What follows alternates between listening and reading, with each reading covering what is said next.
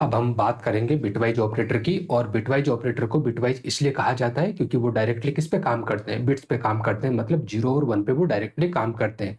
Bitwise operator का use आमतौर पे तब किया जाता है जब हमें सिस्टम प्रोग्रामिंग करनी हो, जब हमें हार्डवेयर के साथ में क्या करना हो, इंटरेक्शन करना हो, जब हमें लो लेवल प्रोग्रामिंग करनी हो। इस टाइप की फंक्शनलिटी के लिए हम किसका यूज करते हैं, बिटवाइज ऑपरेटर का यूज करेंगे।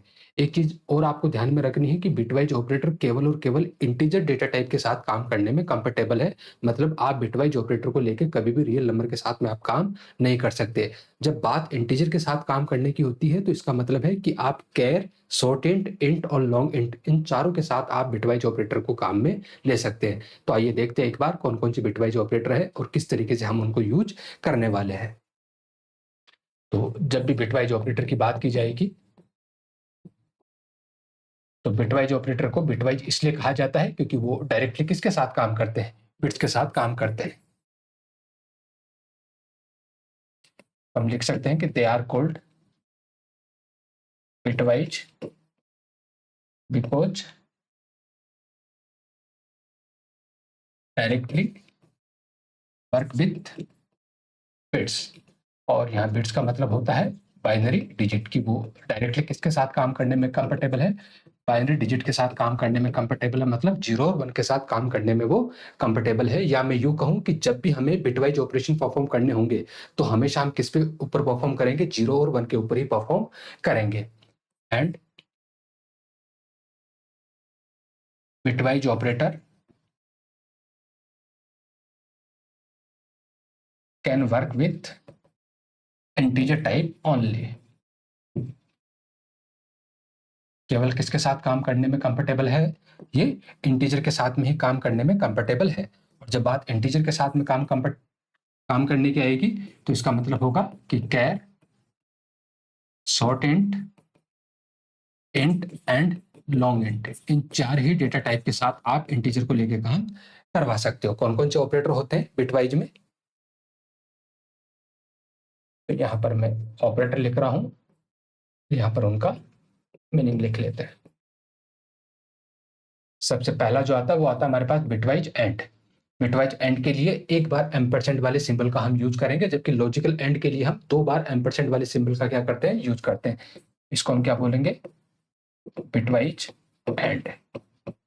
एक बार पाइप वाले सिंबल का यूज करेंगे किसके लिए, बिटवाइज और के लिए। कैरेट वाले सिंबल का यूज करेंगे हम बिटवाइज एक्सोर के लिए। बिटवाइज एक्सोर के लिए जिसको हम एक्सक्लूसिव और भी बोल सकते हैं।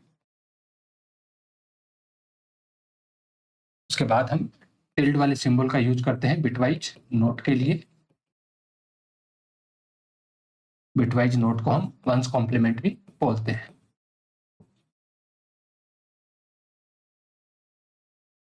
इसके अलावा हमारे पास 2 शिफ्ट ऑपरेटर होते हैं, ठीक है। पहला होगा हमारे पास लेफ्ट शिफ्ट ऑपरेटर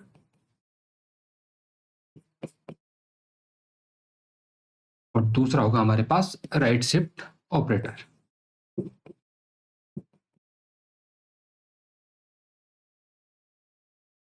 अगर आप लेफ्ट शिफ्ट ऑपरेटर को जीरो फिल लेफ्ट शिफ्ट बोलोगे तो और भी अच्छा रहेगा। Zero fill left shift operator, अभी मतलब समझेंगे जब इसको पढ़ेंगे तब कि जीरो फिल का मतलब क्या होता है। और राइट शिफ्ट ऑपरेटर को आप साइन प्रोपोगेटिंग राइट शिफ्ट बोलोगे तो ज्यादा अच्छा रहेगा। Sign propagating right shift operator, मतलब जब अभी हम इसको डिस्कस करेंगे तब हमें समझ में आ जाएगा। जिस तरीके से लेफ्ट शिफ्ट के लिए जीरो फिल होता है, राइट शिफ्ट के लिए दुर्भाग्य से सी जैसी लैंग्वेज में हमें zero fill right shift operator देखने को नहीं मिलता।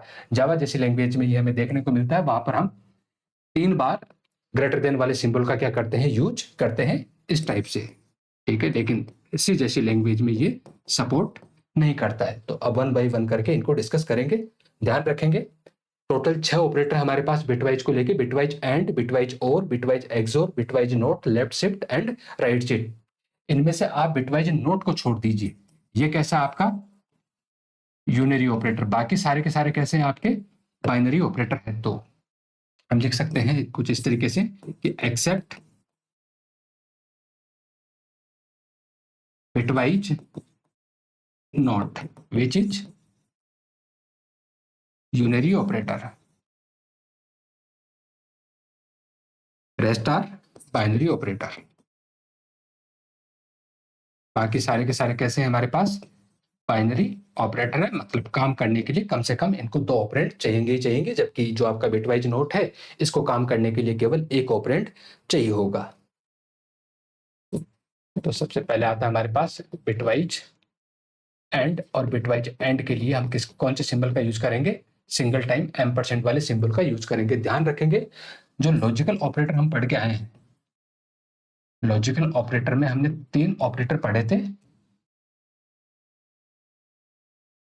लॉजिकल ऑपरेटर में हमने यहां पर 3 ऑपरेटर पढ़े थे।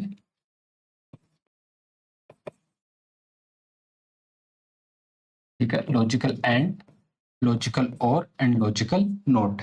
ये लॉजिकल ऑपरेटर का जो रिजल्ट आता है वो या तो हमें 0 देखने को मिलता है या हमें 1 देखने को मिलता है। मतलब अगर रिलेशन सेटिस्फाई कर रहा होता है तब वहां पर रिजल्ट हमें 1 मिल जाता है, और अगर रिजल्ट सेटिस्फाई नहीं कर रहा होता है तो उस केस में हमें वहां पर 0 मिल जाता है। लेकिन जितने भी बिटवाइज ऑपरेटर है वो काम किस पे करते हैं, 0 1 पे काम करेंगे, लेकिन उनका जो रिजल्ट होगा वो हमेशा कैसा होगा, इंटीजर होगा। मतलब आप जब वैल्यू दोगे तो आप हमेशा इंटीजर ही दोगे, उस इंटीजर को बाइनरी में कन्वर्ट किया जाएगा, जो भी ऑपरेशन परफॉर्म करना है वो ऑपरेशन परफॉर्म किया जाएगा, उसके बाद फाइनली वापस से उसी बाइनरी को किस में कन्वर्ट कर लिया जाएगा, इंटीजर में कन्वर्ट कर लिया जाएगा। जबकि लॉजिकल ऑपरेटर का जो रिजल्ट होता है वो किस पे आता है, 0 और 1 पे आता है। तो इस बात से हमें कंफ्यूज नहीं होना है। बिटवाइज एंड ऑपरेटर में जो रिजल्ट हमें 1 मिलेगा वो कब देखने को मिलेगा, जब दोनों के दोनों बिट क्या हो, 1 हो। तो हम लिख सकते हैं कि the bitwise and operator is used for compare corresponding bits। corresponding bits को आपस में क्या करता है, कंपेयर करता है। और रिजल्ट 1 कब आएगा, result is 1 when both bits are 1, otherwise result is 0। ठीक है, जैसे मान के चलो इसको जब आप यूज करोगे तो कुछ इस तरीके से आप इसको यूज करोगे। ये आपका ऑपरेंड फर्स्ट होगा, फिर आपको बिटवाइज एंड, और उसके बाद आपको लिखना है ऑपरेंड सेकंड। तो जब कंपैरिजन की बारी आएगी तो ये ऑपरेंड फर्स्ट और ऑपरेंड सेकंड के बिट्स को कॉरस्पॉन्डिंगली क्या करेगा, कंपेयर करेगा। मतलब जो पहला बिट फर्स्ट ऑपरेंड का होगा उसको कंपेयर करेगा पहले बिट सेकंड ऑपरेंड के साथ में। अगर दोनों बिट 1 होगा तो रिजल्ट 1 आ जाएगा, और अगर दोनों में से कोई एक भी 0 होगा या दोनों 0 होंगे तो रिजल्ट आपको क्या देखने को मिलेगा, यहाँ से 0 देखने को मिलेगा। जैसे मान के चलो लिया कि ये हमारा बिट 1 है, ये हमारा बिट 2 है, तो यहाँ से रिजल्ट हमें क्या देखने को मिलेगा। सिंपल ट्रूथ टेबल हम बना लेते हैं, वही 4 कॉम्बिनेशन हम ले लेते हैं अक्सर जैसा हम करते हुए आए हैं कि 0 0 1 1 0 1 एंड 0 1। यहाँ से पहला बिट भी 1 दूसरा बिट भी 1, तो रिजल्ट क्या मिलेगा आपको, 0। पहला बिट 0 दूसरा बिट 1 रिजल्ट 0, पहला बिट 1 दूसरा बिट 0 रिजल्ट 0, पहला बिट 1 दूसरा बिट 1 रिजल्ट आपको क्या मिलेगा, 1 मिलेगा। क्योंकि जब दोनों बिट की वैल्यू 1 होगी तभी यहाँ से रिजल्ट हमें क्या देखने को मिलेगा, 1 देखने को मिलेगा। एक एग्जाम्पल से समझते हैं इस बात को कि सपोज करो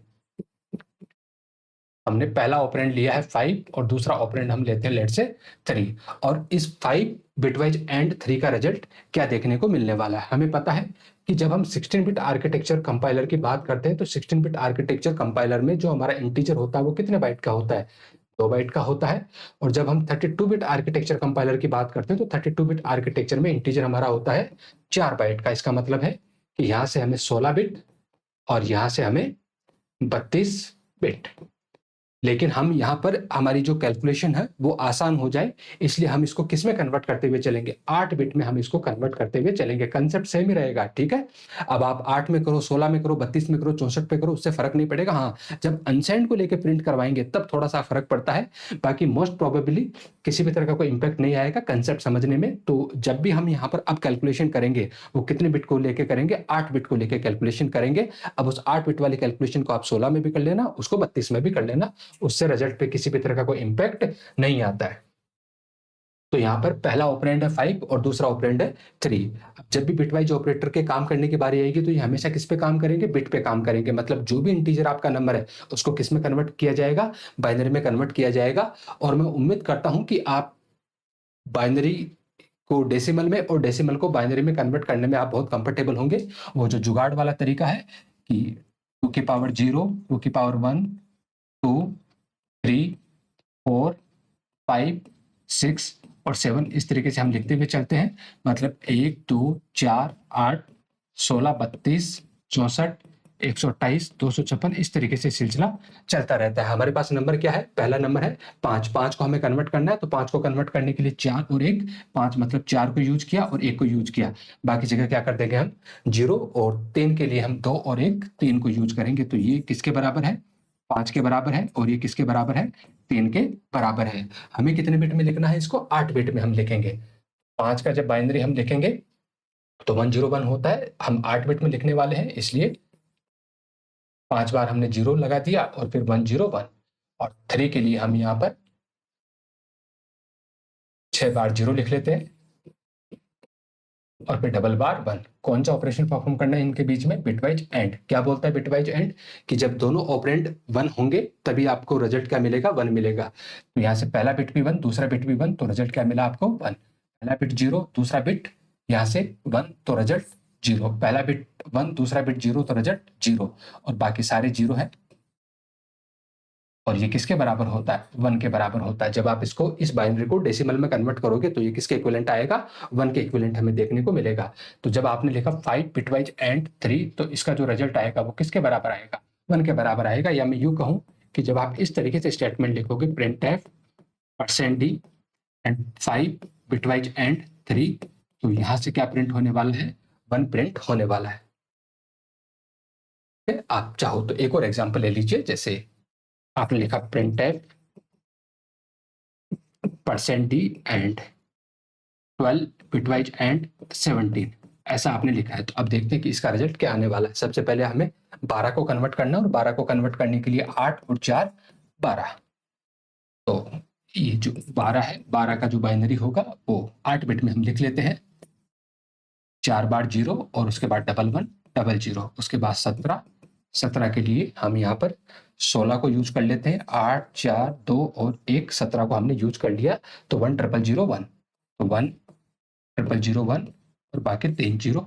कौन सा ऑपरेशन परफॉर्म करना है? बिटवाइज एंड 01, 0 0 0 0 1 0 0 1 0 0 0 1 0 0 एंड 0 0 0, यहाँ से 0 0 एंड 0। तो ये किसके इक्विवेलेंट आया हमारे पास? 0 का इक्विवेलेंट। तो इसका जो रिजल्ट आएगा वो किसका इक्विवेलेंट आएगा? हमें 0 का इक्विवेलेंट इसका रिजल्ट देखने को मिलेगा।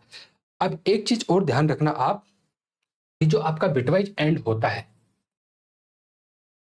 Bitwise and is use for quickly check the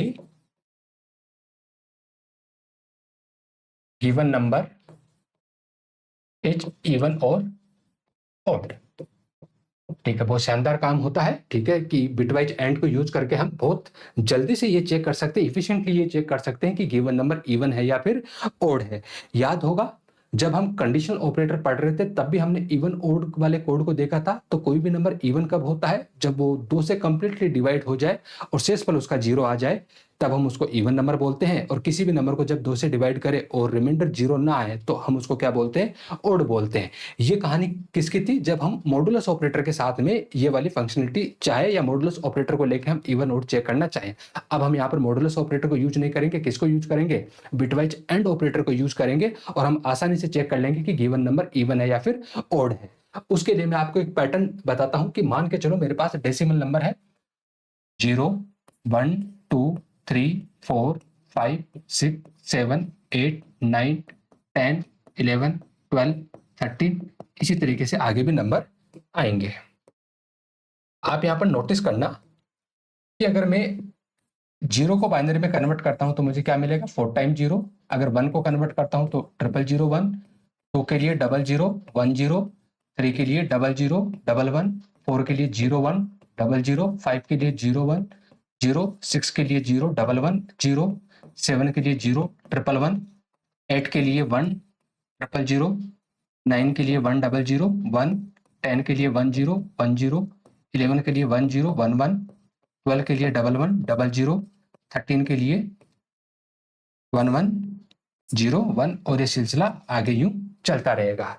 आप यहाँ पर नोटिस करोगे एक पैटर्न आपको देखने को मिलेगा कि जितने भी आपके पास इवन नंबर है, जितने भी आपके पास इवन नंबर है, उन इवन नंबर का जो आखिरी वाला बिट है, जितने भी आपके पास इवन नंबर है, उन इवन नंबर का जो आखिरी वाला बिट है वो क्या है आपका 0।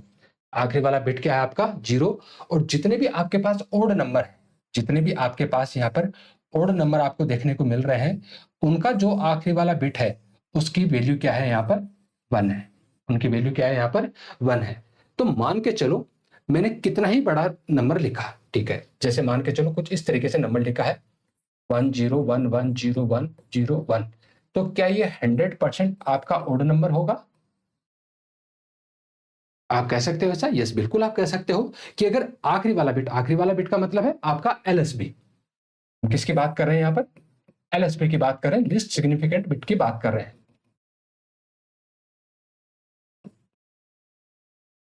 यहाँ पर लिस्ट सिग्निफिकेंट बिट की बात कर रहे हैं। अगर आपका एलएसबी 1 है तो इस बात की गारंटी कि वो नंबर 100% क्या आपका ओडी मिलेगा। ये पैटर्न हमें आपको देखने को मिला था कि आखिरी वाले बिट की पोजीशन अगर 0 है इसका मतलब आपका नंबर इवन है, और अगर आखिरी वाला एलएसबी बिट अगर आपका 1 है इसका मतलब है कि वो नंबर आपका कैसा है, ओड नंबर है। तो ऐसा कोई नंबर हमने लिखा और अगर उसका आखिरी वाला एलएसबी बिट अगर 1 है तो इसका मतलब 100% वो नंबर कैसा है, ओड है। अगर मैं इसको बिटवाइज एंड कर दूं किसके साथ में, 1 के साथ में, मैं बिटवाइज एंड कर दूं किसके साथ में, 1 के साथ में, और जब 1 के साथ में बिटवाइज एंड करूंगा तो 1 का बाइनरी क्या होता है 00001। तो इस तरीके से हम लिख सकते हैं 1, इस तरीके से लिख सकते हैं। और जब इसको बिटवाइज एंड करेंगे तो क्या यहां से रिजल्ट ऐसा ही मिलेगा, और ये रिजल्ट डेसिमल में किसके बराबर होता है, 1 के बराबर होता है। तो आपको पैटर्न समझ में आ गया होगा कि जो भी नंबर हमारे पास आया उस नंबर को हम बिटवाइज एंड 1 के साथ में बिटवाइज एंड करेंगे, और ऐसा करने पर अगर रिजल्ट 1 के बराबर आ जाए इसका मतलब वो नंबर ओड है। और अगर रिजल्ट 1 के बराबर ना आए, ऑब्वियसली फिर 0 के बराबर आएगा, तो उस केस में वो जो नंबर होगा वो 100% क्या होगा, इवन होगा। मान के चलो हमने एक दूसरा नंबर लिखा है 10100001 और 0, क्या ये नंबर इवन होगा? तो आपका जवाब होगा यस, बिल्कुल ये नंबर 100% क्या रहने वाला है, इवन रहने वाला है, क्योंकि इसके जो एलएसबी बिट है वो क्या है यहाँ पर 0 है। इसको मैं बिटवाइज एंड करता हूँ 1 के साथ में। जब 1 के साथ में बिटवाइज एंड करूंगा तो कुछ इस तरीके से होगा, और तो यहाँ से 0110 और बाकी सारे क्या होने हैं, 0 ही होने हैं, ठीक है। तो ये किसके बराबर आया, 0 के बराबर। तो 0 के बराबर आया इसका मतलब इवन, और अगर 1 के बराबर आया इसका मतलब क्या हो जाएगा, ये ओड हो जाएगा, जिसका कोड कुछ इस तरीके से हम लिख सकते हैं कि ये मेन फंक्शन लिया, यहाँ पर एक वेरिएबल लिया है नम, यूजर से इनपुट करवा लेते हैं value, enter a number, scanf के थ्रू वैल्यू रीड की, %d and address of number हमारे पास आ चुका है। अब हमें ये चेक करना है कि ये जो नंबर है ये हमारा इवन है कि ओड है। तो सिंपल सा हम इफ का यूज कर सकते हैं कि इफ नंबर को बिटवाइज एंड किया किसके साथ में, 1 के साथ में, और रिजल्ट किसके बराबर आ गया, 1 के बराबर है। इसका मतलब है कि जो नंबर हमारा कैसा है, ओड है। नंबर कैसा है, ओड। तो %d इज ओड, और %d की जगह किसको प्रिंट करवा दीजिए, नम को प्रिंट करवा दीजिए, और else printer %d is even. And obviously आप चाहो तो इसकी जगह ऐसा भी लिख सकते हो, ये जो आपका स्टेटमेंट है इसकी जगह आप ऐसा भी लिख सकते हो कि if number bitwise and 1 equal to 0, अगर ये 0 के बराबर आए तो आप प्रिंट करवा देना %d इज इवन, और यहां से न्यू को प्रिंट करवा देना, and else printf %d is odd। सहूलियत आपकी, जैसी आपकी इच्छा हो आप इसको लिख सकते हो। और इफ एल्स में अगर आप फिलहाल कंफर्टेबल नहीं हो तो आप इसको कंडीशनल ऑपरेटर की हेल्प से भी लिख सकते हो। कैसे लिखोगे कि नम बिटवाइज एंड 1 इक्वल टू 1, ये आपने कंडीशन लिखी, अगर कंडीशन ट्रू है तो आप प्रिंट करवा दीजिए, print F %d is odd colon print F %d is even. ठीक है, आप इस तरीके से भी इसको लिख सकते हो। तो बिटवाइज एंड का यूज कब हम करेंगे, जब हमें क्विकली चेक करना हो कि नंबर हमारा इवन है कि ओड है। ठीक है, यहाँ पर हमने किसी भी तरह के मॉडुलस ऑपरेटर का यूज नहीं किया है। और ध्यान रखना, जब एफिशिएंसी की बात आती है, स्पीड की बात आती है, तो जो आपके बिटवाइज ऑपरेटर होते हैं उनकी इफिशियंसी अर्थमेटिक ऑपरेटर से ज्यादा होती है, क्योंकि बिटवाइज ऑपरेटर आपके डायरेक्टली किस पे ऑपरेट कर रहे होते हैं, 0 और 1 पे ऑपरेट कर रहे होते हैं। अगला जो ऑपरेटर आता है हमारे पास वो आता है बिटवाइज और उसके लिए हम एक बार पाइप वाले सिंबल का यूज करते हैं। तो सेम वही बिटवाइज और operator is use for compare corresponding bit. ये भी क्या करेगा, कॉरस्पॉन्डिंग बिट को कंपेयर करेगा।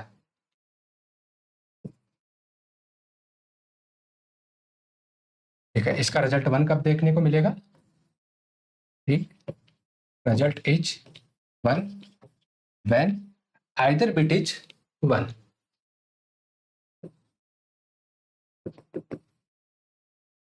Otherwise result is 0। ठीक है, अगर कोई एक भी बिट की वैल्यू अगर हमें 1 मिल जाती है तो इसका मतलब है कि वहां से हमें रिजल्ट क्या मिल जाएगा, 1 मिल जाएगा। कैसे यूज करेंगे हम इसे, सबसे पहले हम यहां पर लिखेंगे ऑपरेंड फर्स्ट, उसके बाद बिटवाइज और ऑपरेटर, और फिर हम लिखेंगे यहां पर ऑपरेंड सेकंड। मान के चलो ट्रू टेबल भी देख लेते हैं। ये हमारा बिट फर्स्ट है, ये बिट सेकंड है, और यहां से हमें रिजल्ट देखने को मिलेगा। कॉम्बिनेशन बनाते हैं, 00 11 01 एंड 01, 00 0 01 1 10 1 एंड 11 1, क्योंकि अभी अभी हमने सीखा है कि अगर दोनों में से कोई एक भी बिट की वैल्यू अगर 1 है तो रिजल्ट हमें क्या देखने को मिलेगा, 1। मतलब जब दोनों 0 होंगे तभी हमें रिजल्ट क्या देखने को मिलेगा, 0 देखने को मिलेगा। पहला 0 दूसरा 0 तो रिजल्ट भी 0, पहला 0 दूसरा 1 तो रिजल्ट 1, पहला 1 दूसरा 0 तो रिजल्ट हमारा क्या देखने को मिलेगा, 1, पहला भी 1 दूसरा भी 1 तो रिजल्ट क्या देखने को मिलेगा, हमें 1 देखने को मिलेगा। फॉर एग्जाम्पल हमने लिखा प्रिंट एफ %d, और %d की जगह हम प्रिंट करवा रहे हैं लेट्स से 5 बिटवाइज और 3। ये सेम एग्जाम्पल ही हम ले लेते हैं। तो सबसे पहले हमें क्या करना है, 5 का बाइनरी 8 बिट में लिख लेते हैं। तो 5 का बाइनरी क्या होता है हमारे पास, 101, और 5 बार यहां पर क्या लिख लेते हैं हम, 0 लिख लेते हैं। 3 का जब बाइनरी की बात की जाएगी तो 11 एंड यहां से कौन सा ऑपरेशन परफॉर्म करना हमें, बिटवाइज और ऑपरेशन हमें परफॉर्म करना है। और बिटवाइज और क्या बोलता है, दोनों में से कोई एक बिट की वैल्यू भी 1 तो रिजल्ट 1 1 1 1 0 1 1 1 0 1 एंड देन 5 टाइम 0। और इसको जब आप डेसिमल में कन्वर्ट करोगे तो ये किसके इक्विवेलेंट आएगा, 7 के इक्विवेलेंट। मतलब इस स्टेटमेंट को जब आप प्रिंट करवाओगे तो क्या प्रिंट होगा आपके सामने, 7 प्रिंट होगा। आप किसी और एग्जाम्पल को लेके भी प्रैक्टिस कर सकते हो। अगला जो ऑपरेटर आता है वो आता है हमारे पास बिटवाइज एक्सोर, ठीक है, जिसके लिए हम कैरेट वाले सिंबल का यूज करते हैं। सेम ये भी क्या करेगा, कॉरस्पॉन्डिंग बिट को ही कंपेयर करता है। The bitwise XOR operator is used for compare corresponding bits। और यहां पर जो रिजल्ट है वो कब 1 कब देखने को मिलेगा, the result is 1 where input bits are different। मतलब जब इनपुट बिट सेम होगी तब रिजल्ट आपको क्या देखने को मिलेगा, यहां से 0 देखने को मिलेगा, और जब इनपुट बिट आपका डिफरेंट होगा तो उस केस में यहां से आपको क्या देखने को मिलेगा, 1 देखने को मिलेगा। कैसे यूज करोगे, वही सेम, सबसे पहले आपको पहला ऑपरेंड लिखना है, उसके बाद आपको बिटवाइज एक्सोर और फिर आपको ऑपरेंड 2 लिखना है। ट्रूथ टेबल की बात करें तो ये बिट 1, बिट आपका सेकंड, और यहां से आपका रिजल्ट 00, 11, 01 एंड 01। क्या बोला कि जब इनपुट बिट आपका डिफरेंट होगा तब 1 मिलेगा, सेम है तो 0। अब सेम में वो 00 भी हो सकते हैं और वो 11 भी हो सकते हैं। जब वो 00 है तब भी रिजल्ट 0, जब वो 11 है तब भी रिजल्ट 0, जब वो डिफरेंट है तो 1, डिफरेंट है तो 1। तो यहां से क्या मिला हमें, 0 1 1 0। अब एक चीज ध्यान रखना, सपोज करो मैं आपसे बोलूं कि 3 बिट है हमारे पास, ए बी और सी, ए की वैल्यू भी 1 है, बी की वैल्यू भी 1 है और सी की वैल्यू भी 1 है। तो बताओ ए एक्सोर बी एक्सोर सी का रिजल्ट क्या आएगा। ठीक है, तो अब ये वाला लॉजिक वहां पर मत लगाना कि जब इनपुट बिट डिफरेंट है तब क्या आएगा, 1 आएगा, और सेम है तो क्या आ जाएगा, 0। अब इस हिसाब से तो यहाँ पर सेम है क्या आना चाहिए, 0 आना चाहिए, लेकिन इसका जो रिजल्ट आएगा वो 1 आएगा। तो फिर इसकी एक बहुत प्यारी सी डेफिनेशन होती है, ठीक है, वो आप चाहो तो नोट करके लिख लीजिए। ठीक है, वो उस पर कोई बाउंडेशन नहीं है, ठीक है, वो हमेशा यूनिवर्सल ट्रूथ रहता है कि in XOR the result is 1 when number of ones are odd. ठीक है, देखो एक्सोर का रिजल्ट 1 कब रहता है, जब आपके नंबर ऑफ वंस क्या रहे हो, ओड रहे हो। अब यहां पर देखो नंबर ऑफ वंस कितनी बार आ रहे हैं, तो आप कहोगे 3 बार आ रहे हैं, तो बताओ 3 इवन है कि ओड है, तो आप कहोगे 3 तो ओड है, तो फिर रिजल्ट क्या देखने को मिला आपको, 1 देखने को मिला। इधर चलो, यहां पर देखो नंबर ऑफ वंस कितनी बार आ रहा है, 1 बार आ रहा है, एक इवन होता है कि ओड होता है, तो आप कहोगे ओड होता है, इसलिए रिजल्ट क्या देखने को मिला आपको, 1। यहां पर 1 कितनी बार आ रहा है, 1 बार आ रहा है, इवन होता है कि ओड होता है, ओड, तो रिजल्ट क्या देखने को मिला आपको, 1। यहां पर 1 कितनी बार आ रहा है, 2 बार 1 आ रहा है, 2 इवन होता है कि ओड, इवन होता है, इसलिए यहां से रिजल्ट आपको क्या देखने को मिला है, 0 देखने को मिला है। यहां पर नंबर ऑफ वंस कितनी बार आ रहे हैं, 0 बार आ रहे हैं, ठीक है, तो 0 इवन होता है कि ओड होता है, तो आप कहोगे इवन होता है, इसलिए रिजल्ट क्या आया, वहां पर 0 देखने को मिला है। तो एक्सोर ऑपरेशन के अंदर 1 रिजल्ट आपको कब मिलता है, जब आपके नंबर ऑफ वंस क्या हो, ओड हो। अब वहां बाउंडेशन खत्म हो जाती है, भले ही आप कितने ही वेरिएबल को आप यूज करके ये पता करना चाहो कि इस एक्सोर ऑपरेशन के टाइम पे इस बिट की वैल्यू 1 होगी या 0 होगी, तो इस वाली डेफिनेशन से आपका काम हो जाएगा। सेम एग्जांपल ले लेता हूं, जैसे printf %d and 5 bitwise XOR 3।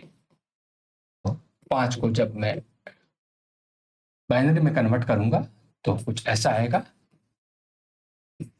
101, और जब 3 को बाइनरी में कन्वर्ट किया जाएगा तो 11 ऐसा आएगा। कौन सा ऑपरेशन परफॉर्म करना है यहाँ पर, एक्सोर ऑपरेशन। क्या चेक करेंगे हम, नंबर ऑफ वन चेक करेंगे, नंबर ऑफ वंस कितनी बार है, 2 बार इवन की ओड, तो जवाब होगा कि साहब इवन है, तो रिजल्ट 0 0 1 1 कितनी बार, 1 बार इवन की ओड ओड, तो रिजल्ट 1 1 0 1 कितनी बार, 1 बार इवन की ओड ओड, तो रिजल्ट आपका 1। बाकी सारे 0 है, कहीं पर भी 1 नहीं है, तो फिर आप यहाँ पर 0 मेंशन कर दीजिए। और 0110 किसके बराबर होता है, तो आप कहोगे 6 के बराबर होता है। तो यहाँ से जो आउटपुट आपको देखने को मिलेगा वो क्या देखने को मिलेगा, यहाँ से 6 आपको आउटपुट देखने को मिलेगा।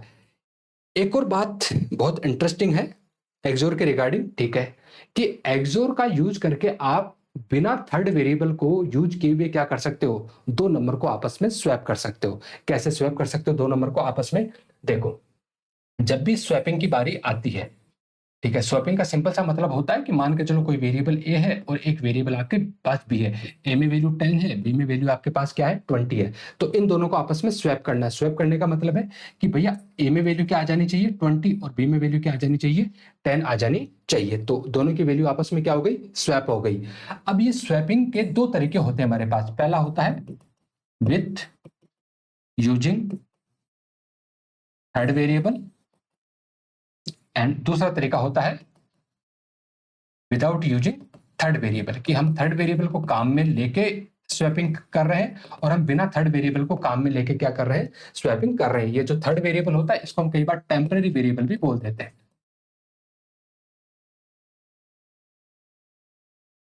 कि आप टेम्परेरी वेरिएबल का यूज करके स्वैपिंग कर रहे हो या बिना टेम्परेरी वेरिएबल को यूज किए भी आप स्वैपिंग कर रहे हो। बहुत आसान होता है थर्ड वेरिएबल को यूज करके स्वैपिंग करना। तो इसका लॉजिक तो बहुत सिंपल सा होता है कि मान के चलो आपके पास 3 वेरिएबल है, ए में 10 रखा हुआ है, बी में 20 रखा हुआ है और एक सी आपने टेम्परेरी वेरिएबल लिया है।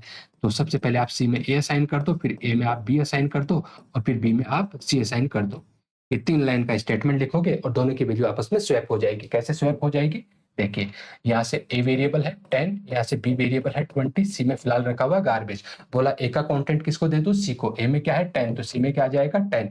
बोला बी का कंटेंट किसको दे दो, ए को। बी में क्या है 20, तो ए में क्या आ जाएगा 20। बोला सी का कंटेंट किसको दे दो, बी को। सी में क्या है 10, तो बी में क्या आ जाएगा 20। क्या दोनों की वैल्यू आपस में स्वैप हो गई? यस, दोनों की वैल्यू आपस में स्वैप हो गई।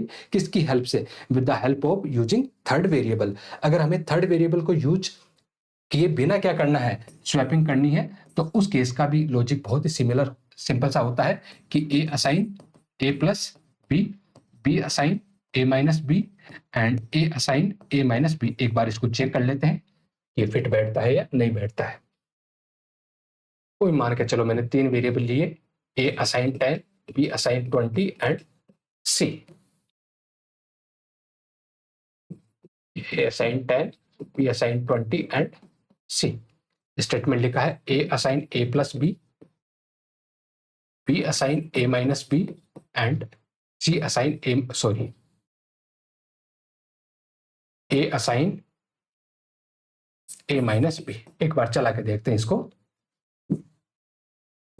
Variable A value 10, variable B value 20 और सी वेरिएबल तो यहाँ पर लेंगे नहीं, विदाउट यूजिंग थर्ड वेरिएबल कर रहे हैं।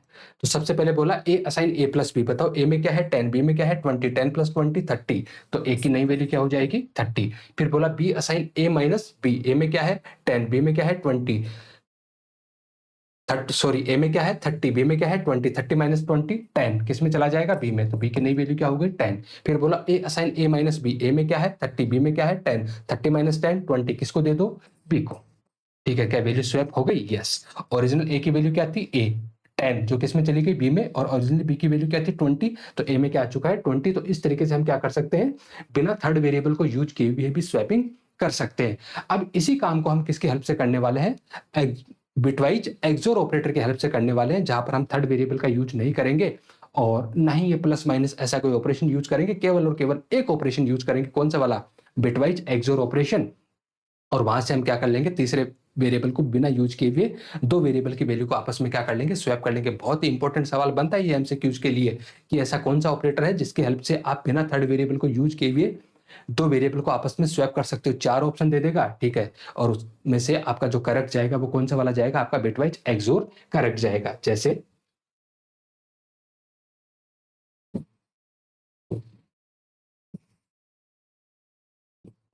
Bitwise XOR use for swap two number and कैसे, विदाउट यूजिंग थर्ड वेरिएबल या टेम्पररी वेरिएबल को यूज किए हुए बिना। मान के चलो मेरे पास 2 वेरिएबल है। पहला वेरिएबल है, लेट से मैं छोटी वैल्यू ले लेता हूं एक बार के लिए, फिर बड़ी वैल्यू ले लूंगा। ए की वैल्यू 5 है और बी की वैल्यू क्या है 3 है। स्वैपिंग करने के बाद ए में 3 आ जाना चाहिए और बी में क्या आ जाना चाहिए 5 आ जाना चाहिए। तो उसके लिए हमें स्टेटमेंट लिखना पड़ेगा ए असाइन ए एक्सोर बी। दूसरा स्टेटमेंट लिखना पड़ेगा ए असाइन ए एक्सोर बी और तीसरा स्टेटमेंट लिखना पड़ेगा ए असाइन ए एक्सोर बी। जब ये तीनों स्टेटमेंट चलेंगे तो इन तीनों स्टेटमेंट के चलने के बाद में ए और बी की वैल्यू आपस में क्या हो जाएगी, स्वैप हो जाएगी। तो यहां से मैं 4 बिट में ले लेता हूं इसको आसानी से समझने के लिए। तो ए की वैल्यू यहाँ पर 5 है और 5 को मैं लिख सकता हूँ 010। बी की वैल्यू क्या है 3 है और इसको हम लिख सकते हैं 011। सबसे पहले ए एक्सोर बी और इसका जो रिजल्ट आएगा वो वापस हम किस में देंगे, ए में देंगे। तो फिलहाल ए की वैल्यू है ये और बी की वैल्यू ये एक्सोर ऑपरेशन, तो 1 1 0 0 1 1 1 0 1 एंड 0। तो क्या हुआ 0 1 1 0 और ये किसके बराबर होता है 6 के बराबर होता है। मतलब ए की नई वैल्यू क्या हो गई हमारे पास 6 हो गई और बी की अभी भी वैल्यू क्या है 3 ही है। उसके बाद लिखा है B assign A XOR B. अगला operation B assign A XOR B. बताओ ए की वैल्यू क्या है 6 और 6 का बाइनरी यही तो है, तो 0 1 1 0 और बी की वैल्यू क्या है 3 और 3 का बाइनरी क्या है 0 0 1 1 0 0 1 1 तो 0 1 1 1 1 0 1 0 1 एंड 0 और ये वैल्यू किसके बराबर होती है 5 के बराबर होती है। तो ये किसको दे दिया जाए बी को दे दिया जाए, मतलब बी की नई वैल्यू क्या हो गई हमारे पास 5 हो गई। अगला स्टेटमेंट फिर हमें चलाना है A assign A XOR B. बताओ ए की वैल्यू क्या है हमारे पास 6 है और 6 के लिए बाइनरी 0 1 1 0। ए की वैल्यू 6 है और 6 के लिए बाइनरी है हमारे पास 0 1 1 0। बी की वैल्यू फिलहाल क्या है हमारे पास 5 और 5 के लिए बाइनरी है हमारे पास 0 1 0। इनके बीच में कौन सा वाला ऑपरेशन परफॉर्म करना है हमें एक्सोर ऑपरेशन परफॉर्म करना है। तो 0 1 1 1 0 1 1 1 0 एंड यहां से 0 ये किसके बराबर होता है 3 के बराबर होता है। किसको दे दीजिए ए को दे दीजिए। तो ए की वैल्यू क्या हो गई 3 हो गई।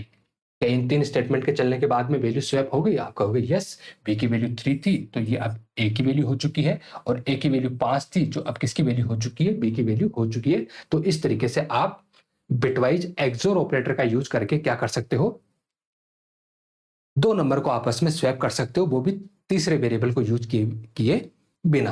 अब आप कोई सा भी नंबर ले लीजिए, ठीक है, कोई सा भी नंबर लेके आप इस तरीके से ड्राई रन करके देख लीजिए, आप कंपाइलर पे छाप के देख लीजिए, ठीक है, रिजल्ट आपको सेम ही मिलेगा। मैं एक बार पूरा कोड लिख देता हूं जिसे आप छाप के टेस्ट कर लेना चाहो तो। दो वेरिएबल लिए हैं A and B, A and B, message दिया enter two number.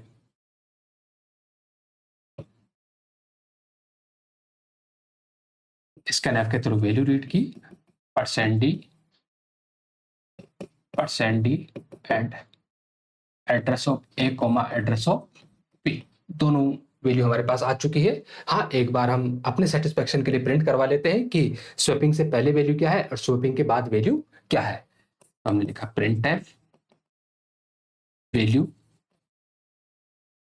Before swapping.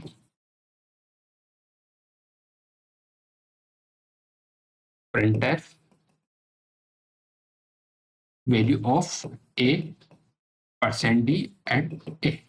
ठीक है, आप कंफ्यूज मत हो ना, यहाँ पर मैं कैपिटल ए ऐसे थोड़ा अच्छा दिखे इसके लिए लिख देता हूँ, ठीक है, और मैसेज में जो कुछ भी लिखा होता है उसमें किसी भी तरह की एरर नहीं आती है। हाँ, ये वेरिएबल का नाम है जो केस सेंसिटिव है, यहाँ पर हमने स्मॉल में डिक्लेयर किया था तो यहाँ पर लिखते टाइम पर भी कैसा लिखा हमने स्मॉल में ही लिखा है। Then print F value of B colon %d की जगह किसकी वैल्यू प्रिंट करवा दीजिए आप बी की वैल्यू प्रिंट करवा दीजिए। बैकस्लैश एन का यूज कर लेना, ठीक है, जिससे अगली लाइन पे आउटपुट आपको देखने को मिल जाए। उसके बाद आप स्वैपिंग कर दीजिए किसकी हेल्प से बिटवाइज एक्सोर ऑपरेटर की हेल्प से। तो आप लिखोगे A assign A XOR B, B assign A XOR B and A assign A XOR B, और इन तीनों स्टेटमेंट के चलने के बाद में दोनों की वैल्यू आपस में क्या हो चुकी होगी स्वैप हो चुकी होगी। उसके बाद आप फिर से वैल्यू को प्रिंट करवा दीजिए print F value after swapping, value after swapping and print F value of A %d and A printf value of b %d \n and p। ठीक है, आप इसको चला के देखिएगा, दो वेरिएबल की वैल्यू को ये क्या कर देगा स्वैप कर देगा। अगला जो ऑपरेटर आता है हमारे पास वो आता है बिटवाइज नॉट। बिटवाइज नॉट, और बिटवाइज नॉट के लिए हम टिल्ड वाले सिंबल का यूज करते हैं, ऑल्सो कॉल्ड वंस कॉम्प्लीमेंट। ठीक है, इसको हम क्या बोलते हैं, वंस कॉम्प्लीमेंट भी बोलते हैं। और वंस कॉम्प्लीमेंट का मतलब हमें बहुत अच्छे से पता है, ठीक है, कि 0 को हम 1 में बदल देते हैं और 1 को हम 0 में बदल देते हैं। This operator is use for invert the bit. ठीक है, बिट को इन्वर्ट करने के लिए मतलब रिवर्स करने के लिए यूज किया जाता है। That means 0 becomes 1 and 1 becomes 0। ऐसा हो जाएगा किसके केस में, बिटवाइज नोट के केस में, वंस कॉम्प्लीमेंट के केस में। कैसे यूज करोगे, ये लाइन भी आप लिख लीजिए कि ये कैसा ऑपरेटर होता है आपका, यूनरी ऑपरेटर होता है। इट इज यूनरी ऑपरेटर, मतलब इसको काम करने के लिए केवल और केवल एक ही ऑपरेंड चाहिए होगा। कैसे यूज करोगे, यहां पर सबसे पहले आपको लिखना होगा वंस कॉम्प्लीमेंट या बिटवाइज नोट, और उसके बाद आपको लिखना होगा ऑपरेंड की। अभी जो भी ऑपरेंड होगा आपका, उस ऑपरेंड के बिट को क्या कर देगा, ये इन्वर्ट कर देगा, 0 को 1 में बदल देगा और 1 को 0 में बदल देगा। ठीक है, मैं एग्जाम्पल लेता हूं, ठीक है, समझिएगा बात को। आप यहां से समझ लोगे तो रटने की दिक्कत नहीं आएगी। ए की वैल्यू हमने ली है 5 और एक वेरिएबल हम यहां पर ले रहे हैं बी, और फिर कह रहे हैं कि बी असाइन बिटवाइज नोट ए, मतलब बिटवाइज नोट करके जो भी रिजल्ट आ रहा है वो हम किसको दे रहे हैं, बी को दे रहे हैं। और उसके बाद हम यहां से ए और बी की वैल्यू को प्रिंट करवा रहे हैं।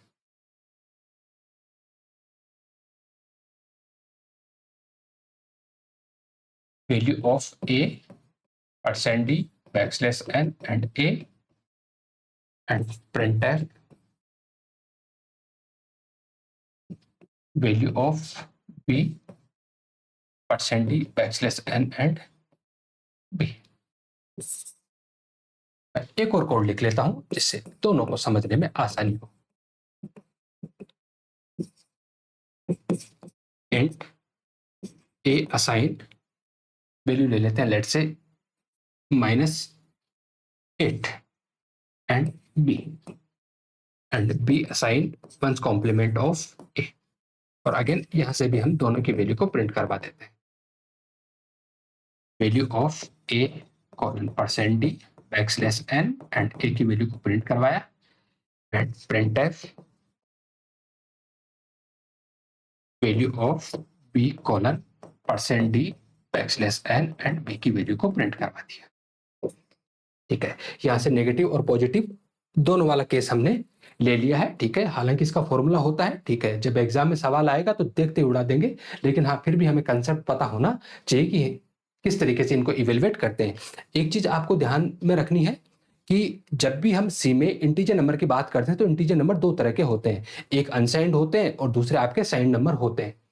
और ऐसी मैं उम्मीद करता हूं कि डेटा टाइप वाले चैप्टर को आपने बहुत अच्छे से पढ़ा होगा और वहां पर हमने इन दोनों कंसेप्ट को बहुत बारीकी से सीखा था। साइंड नंबर का मतलब ऐसे नंबर जहां पर पॉजिटिव और नेगेटिव दोनों आ सकते हैं, जहां पर पॉजिटिव और नेगेटिव दोनों आ सकते हैं उनको हम साइंड नंबर बोलते हैं। और अनसाइंड नंबर हम उनको बोलेंगे जहां पर केवल और केवल पॉजिटिव नंबर को क्या किया जाएगा, स्टोर किया जाएगा। जब आप साइंड नंबर को प्रैक्टिकली स्टोर करते हो तो उस केस में जो भी आपका नंबर होता है, ठीक है, उसका जो एमएसबी होता है, उसका जो एमएसबी होता है वो हमेशा रिजर्व होता है किसके लिए, साइन बिट के लिए। हमेशा किसके लिए रिजर्व होता है वो, साइन बिट के लिए। और साइन बिट में 0 आना इस बात की गारंटी है कि नंबर आपका पॉजिटिव है, और साइन बिट में 1 आना इस बात की श्योरिटी होती है कि आपका नंबर कैसा है, नेगेटिव है। मतलब जो डेटा रखा जाता है वो हमेशा n-1 बिट में ही रखा जाता है। हमेशा किस में रखा जाएगा, n-1 बिट में। मान के चलो इंटीजर 2 बाइट का है, टोटल 16 बाइट है, तो साइन नंबर में जो डेटा रखा जाएगा, जो मैग्नीट्यूड रखा जाएगा वो हमेशा 15 बाइट में ही रखा, सॉरी 15 बिट में ही रखा जाएगा, n-1 बिट में ही। और जो एमएसबी होता है वो हमेशा रिजर्व होता है किसके लिए, साइन बिट के लिए। अगर एमएसबी में रखा हुआ कंटेंट 0 आ रहा है इसका मतलब आपका नंबर पॉजिटिव है, और एमएसबी में रखा हुआ कंटेंट 1 आ रहा है इसका मतलब आपका नंबर कैसा है, नेगेटिव है। जबकि अनसाइंड नंबर के साथ में ऐसी दिक्कत नहीं होती है। अनसाइंड नंबर के केस में जितने भी आपके बिट होते हैं, ठीक है, वो सारे के सारे किसको रिप्रेजेंट करते हैं? मैग्नीट्यूड को रिप्रेजेंट करते हैं। मतलब आप टोटल n बिट में किसको रख रहे होते हो? डेटा को रख रहे होते हो। एक और चीज आपको ध्यान में रखनी होती है कि जब भी आप साइन नंबर की बात करते हो और साइन नंबर में आप जब भी किसी नेगेटिव नंबर को स्टोर करवाते हो यहाँ पर, तो नेगेटिव नंबर को स्टोर करवाने के लिए हमेशा आप किसका यूज करते हो? टूज कॉम्प्लीमेंट फॉर्म का। किसका यूज करते हो आप? टूज कॉम्प्लीमेंट फॉर्म का यूज करते हो। और टूज कॉम्प्लीमेंट फॉर्म का मतलब होता है वंस कॉम्प्लीमेंट प्लस 1। ऐसा करने से आपको क्या मिल जाता है? यहाँ से टूज कॉम्प्लीमेंट मिल जाता है। तो यहाँ पर हमारे पास नेगेटिव नंबर है। इस नेगेटिव नंबर को जब हम स्टोर करवाएंगे तो वो हमेशा किस में स्टोर होगा? टूज कॉम्प्लीमेंट की फॉर्म में स्टोर होगा। मतलब सबसे पहले उस नंबर का बाइनरी निकालेंगे, उसके बाद बिट को इन्वर्ट करेंगे, बिट को इन्वर्ट करने के बाद +1 करेंगे और +1 करने के बाद में उस नंबर को ले जाके स्टोर करवा देंगे। और इतना तामझाम करने के बाद में एमएसबी आपका ऑटोमेटिकली 1 आ जाता है। आपको कुछ एक्स्ट्रा एफर्ट लगाने की रिक्वायरमेंट नहीं होती है। तो समझते हैं एक बार बात को।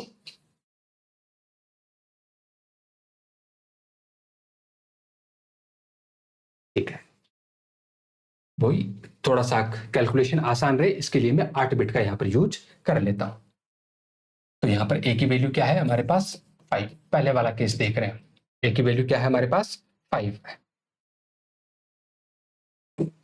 अब ए की वैल्यू 5 है तो ऑब्वियसली नंबर हमारा कैसा है? पॉजिटिव नंबर है। तो पॉजिटिव नंबर सिंपल तरीके से स्टोर होते हैं, जैसे नॉर्मल बाइनरी में जाके वो स्टोर हो जाएंगे। और जब वो नॉर्मल बाइनरी में जाके स्टोर होंगे तो हमेशा एमएसबी में ऑटोमेटिकली 0 चला जाएगा, कोई दिक्कत नहीं है।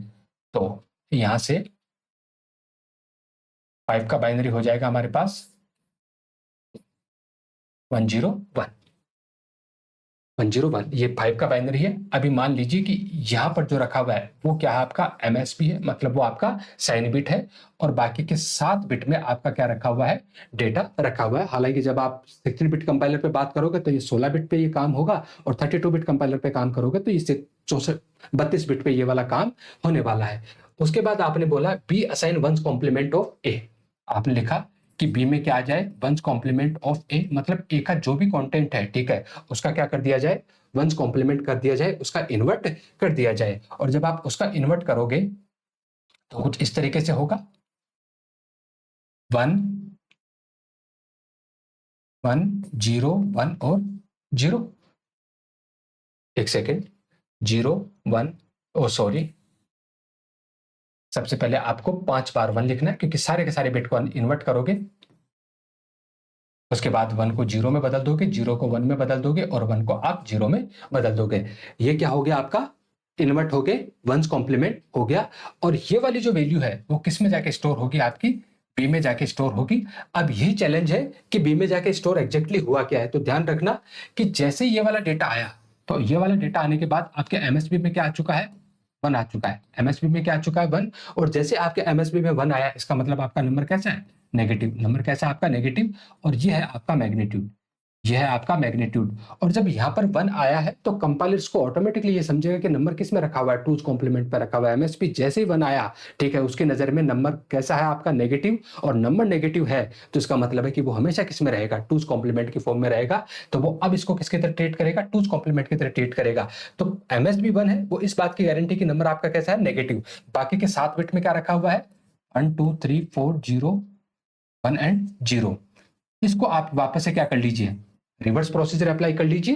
पहले वंस कॉम्प्लीमेंट फाइंड आउट कीजिए, फिर +1 करके रिवर्स प्रोसीजर फाइंड आउट करोगे तो आपको ओरिजिनल नंबर मिल जाएगा। तो यहां से 1 2 3 4 टाइम 0 1 0 1 और फिर +1 कर दीजिए। और +1 करोगे तो 1 1 0 1 1 0 1 1,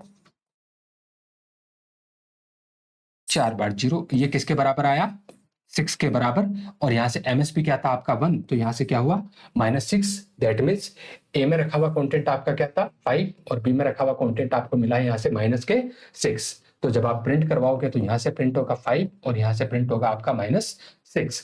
उम्मीद है ये बात आपको समझ में आई होगी। ए में वैल्यू 5 है, उसको बाइनरी में कन्वर्ट किया, बाइनरी में कन्वर्ट किया तो यहाँ पर एमएसबी आपका 0 था, इसका मतलब आपका नंबर पॉजिटिव था। जैसे आपने इसका वंस कॉम्प्लीमेंट किया, ध्यान रखना ओरिजिनल पे किसी भी तरह का कोई चेंजेस नहीं होगा। ए में अभी भी क्या रखा हुआ आपका? 5 ही रखा हुआ है। जो भी काम हुआ था वो इंटरनली परफॉर्म हुआ और उसके बाद उस रिजल्ट को किस में स्टोर करवा दिया आपने? बी के अंदर स्टोर करवा दिया है। उसके बाद जैसे ये डेटा आया तो इस डेटा में एमएसबी क्या हो गया आपका 1, और जैसे एमएसबी 1 हुआ कंपाइलर की नजर में वो नेगेटिव नंबर है, और जब नेगेटिव नंबर है तो नेगेटिव नंबर तो हमेशा किसमें स्टोर होते हैं, टूज कॉम्प्लीमेंट की फॉर्म में, और जब वो टूज कॉम्प्लीमेंट की फॉर्म में स्टोर होते हैं तो जब वो बी में जाके स्टोर होगा तो कुछ ऐसा स्टोर होगा कि एमएसपी आपका 1 है, इसका मतलब नंबर आपका नेगेटिव है, बाकी के 7 बिट में आपका डेटा रखा हुआ है। तो ये डेटा क्या है, तो वहां पर टूज कॉम्प्लीमेंट की फॉर्म में था, तो आप इसके ऊपर रिवर्स प्रोसीजर अप्लाई कर लीजिए। पहले जो भी आपका नंबर था उसका वंस कॉम्प्लीमेंट लिया, +1 किया, टूज कॉम्प्लीमेंट मिला, तो यहां से आपको जो रिजल्ट मिला वो 6, और चूंकि आपका एमएसबी 1 था तो नंबर कैसा नेगेटिव, तो आपके बी में वैल्यू क्या चली जाएगी, यहां से -6 चली जाएगी। अगला केस देखते हैं। इस बार यहां से ए में वैल्यू क्या है, -8, और पता लगाना है कि बी में वैल्यू क्या आएगी। तो देखिए यहां से देखो, ए में वैल्यू क्या है, -8, और जब -8 वैल्यू है तो नंबर ही आपका कैसा है, नेगेटिव, और जब नंबर आपका नेगेटिव है तो वो हमेशा किस फॉर्म में जाके स्टोर होगा, टूज कॉम्प्लीमेंट के फॉर्म में जाके स्टोर होगा।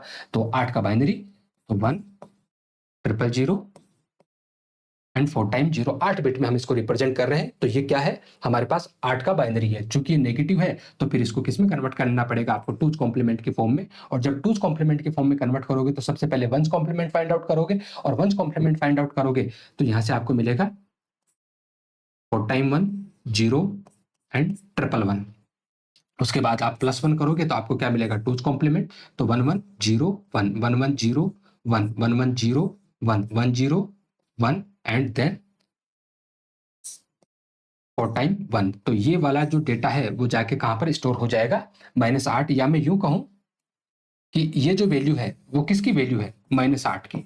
ये जो वैल्यू है वो किसकी है, -8 की ये वैल्यू है। उसके बाद आपने बोला कि B assign one's complement of A, आपने लिखा B assign one's complement of A, क्योंकि ए की यही तो वैल्यू है, इसका क्या किया जाएगा, वंस कॉम्प्लीमेंट, और इसका जब वंस कॉम्प्लीमेंट किया जाएगा तो ये वैल्यू क्या बन जाएगी, 0 को 1 में बदल दिया जाएगा और 1 को 0 में बदल दिया जाएगा। तो यहां पर 5 बार क्या है हमारे पास, 1 है, तो ये 5 बार 0 आ जाएगा, और 3 बार हमारे पास क्या है, यहां पर 0 है, तो यहां पर 3 बार 1 आ जाएगा। तो ये क्या हुआ इसका वंस कॉम्प्लीमेंट। अब बताओ ये नंबर पॉजिटिव है कि नेगेटिव, तो देखो एमएसबी में क्या आ चुका है, 0, और जब एमएसबी में 0 आया इसका मतलब कि आपका नंबर कैसा है, यहां से पॉजिटिव, और जब नंबर पॉजिटिव है तो ये किसके बराबर है, 7 के बराबर है। किसके बराबर है, 7 के बराबर है। तो बी में जो वैल्यू जाएगी वो कितनी जाएगी, 7। तो जब आप यहाँ से ए को प्रिंट करवाओगे तो क्या प्रिंट होगा, -8, और जब आप बी को प्रिंट करवाओगे तो क्या प्रिंट होगा, 7 यहाँ से प्रिंट हो जाएगा। अब आपको इतने मायाजाल में नहीं उलझना है, ठीक है। इसका एक सिंपल सा फॉर्मूला होता है, ठीक है, कि जब भी आप वंस कॉम्प्लीमेंट फाइंड आउट करते हो, मान के चलो आपके पास कोई नंबर है n, और उस n का आप क्या कर रहे हो, वंस कॉम्प्लीमेंट फाइंड आउट कर रहे हो। तो जो वंस कॉम्प्लीमेंट ऑफ n होता है वो किसके बराबर होता है, -n+1 के बराबर होता है। किसके बराबर होता है, -n+1 के बराबर होता है। अब आप यहां पर देखिए, जो पहला नंबर था वो आपके पास था 5, और दूसरा था आपके पास 8। पहला नंबर क्या था आपके पास 5, और दूसरा नंबर था आपके पास -8। तो जब आप यहां पर अप्लाई करोगे तो ये होगा -5+1, और 5+1 कितना हो जाएगा, 6। तो ये वैल्यू किसके बराबर आ रही है, -6 के बराबर। और यहाँ पर देखो माइनस माइनस के 8+1, माइनस के 8+1, -7, एंड माइनस माइनस प्लस, तो ये 7 के बराबर आ जाएगा। अब भले ही कोई सा ही नंबर आए, ठीक है, आपको कोई फर्क नहीं पड़ना चाहिए। One's complement of n is equal to negative and then bracket में n+1, ठीक है। जो भी नंबर है उसमें आपको पहले एक जोड़ना है, नंबर भले ही आपका पॉजिटिव है या नेगेटिव उस बात से कोई फर्क नहीं पड़ता, ठीक है। और उसके बाद आप क्या कर दीजिए, उसका सिंबल चेंज कर दीजिए, मतलब उसको नेगेटिव कर दीजिए, ठीक है। तो अगर पहले से पॉजिटिव होगा तो वो नेगेटिव हो जाएगा, और अगर पहले से नेगेटिव है तो वो किस में कन्वर्ट हो जाएगा, पॉजिटिव में कन्वर्ट हो जाएगा। और ये बात देखो हमने यहाँ पर सीख भी ली है, ठीक है, कि जब 5 था तो इसका रिजल्ट क्या मिल रहा है हमें, -6, और जब -8 थे तो इसका रिजल्ट हमें मिल रहा है पॉजिटिव के साथ, हमें रिजल्ट देखने को मिल रहा है, ठीक है। अब अगले जो ऑपरेटर आते हैं हमारे पास वो आते हैं शिफ्ट ऑपरेटर,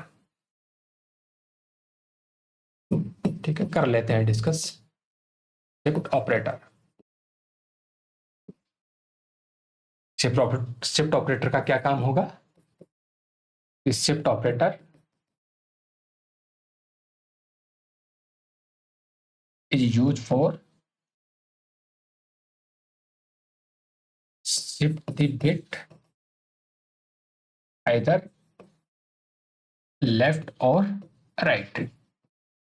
ठीक है कि या तो हमें बिट को क्या करना है, लेफ्ट में शिफ्ट करना है, या फिर हमें बिट को क्या करना है, यहां से राइट में शिफ्ट करना है। और ऐसा करने के लिए दो ऑपरेटर हमारे पास है, पहला लेफ्ट शिफ्ट और दूसरा है हमारे पास यहाँ पर राइट शिफ्ट ऑपरेटर।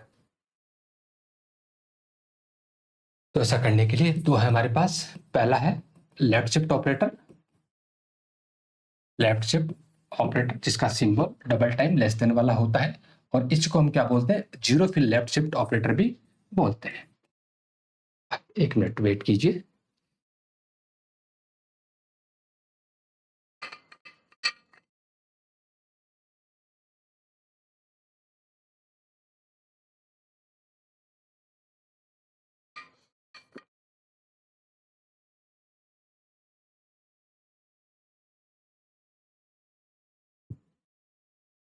ठीक है, पहला लेफ्ट शिफ्ट जिसको आप क्या बोलते हो, जीरो फिल लेफ्ट शिफ्ट,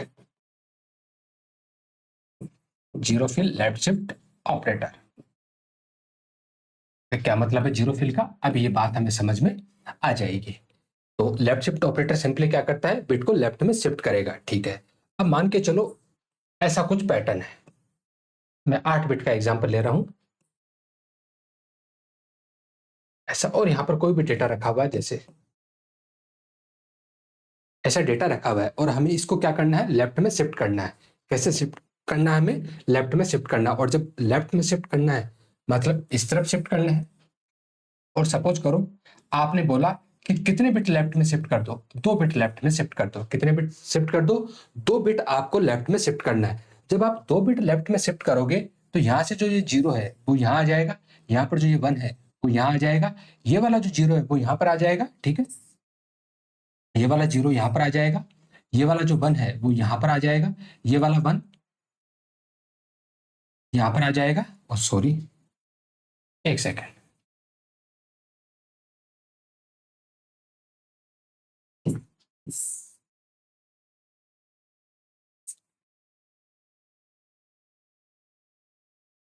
ठीक है, ये 8 बिट है, और आपको क्या करना है, 2 बिट लेफ्ट में शिफ्ट करना है। जब 2 बिट लेफ्ट में शिफ्ट करना है मतलब इस डायरेक्शन में आपको डेटा को क्या करवाना है, मूव करवाना है।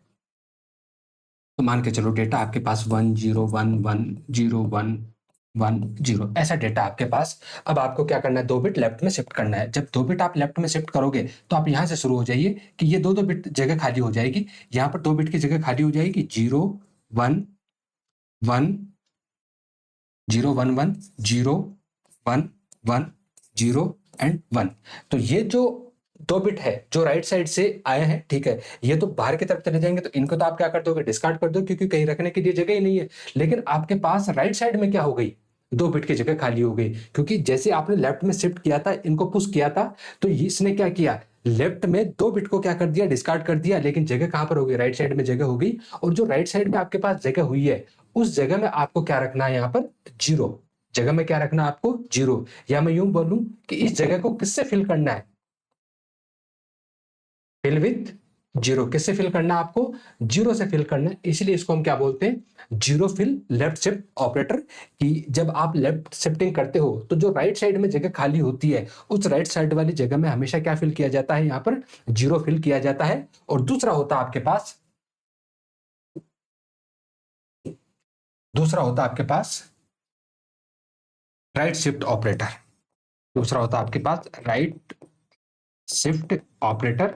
और राइट शिफ्ट ऑपरेटर को आप बोलते हो sign propagating right shift,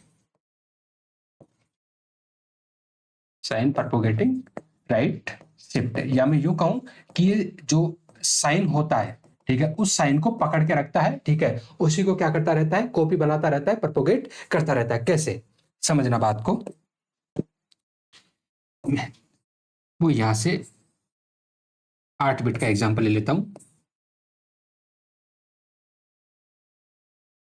1 2 3 4 5 6 7 8। Okay, यहां से है 1 0 0 1 0 0 0 0 ऐसा डेटा हमारे पास रखा हुआ है। 1 0 ऐसा डेटा हमारे पास रखा हुआ है और इस बार हमें क्या करना है, दो बिट हमें राइट में शिफ्ट करना है।